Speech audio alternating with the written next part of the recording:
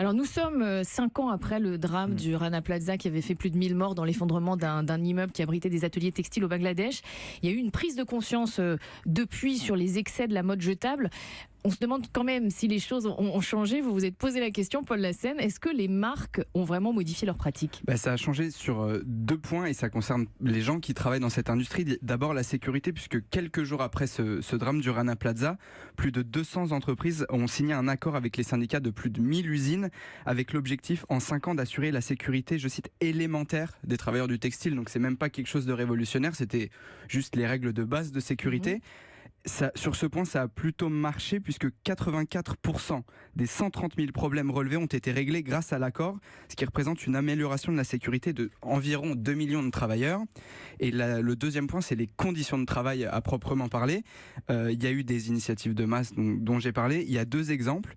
Primark, qui après l'événement du Rana Plaza a donné plus de 15 millions de dollars aux victimes, dont 11 millions pour le traitement à long terme des problèmes de santé, etc. Donc pour améliorer la santé. Et l'autre exemple, c'est la marque suédoise à 2 lettres et un et au milieu, H&M, qui a imposé à certaines usines avec lesquelles elle travaillait d'instaurer des votes pour avoir des délégués syndicaux, des élections complètement libres. Voilà. C'est trop gentil quand même. C'est très gentil. C'est trop gentil d'avoir encore une fois, c'est ce que vous disiez, on est à la base, on est dans l'élémentaire.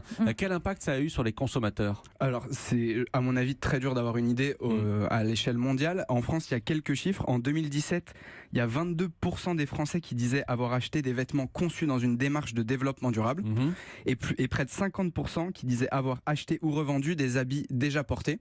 Donc c'est un chiffre assez important, 50%. Et il y a eu aussi le lancement d'une campagne sur les réseaux sociaux avec le lancement du hashtag, enfin du mot dièse, pardon Maxime, Who Made My Clothes, donc qui a fabriqué mes vêtements.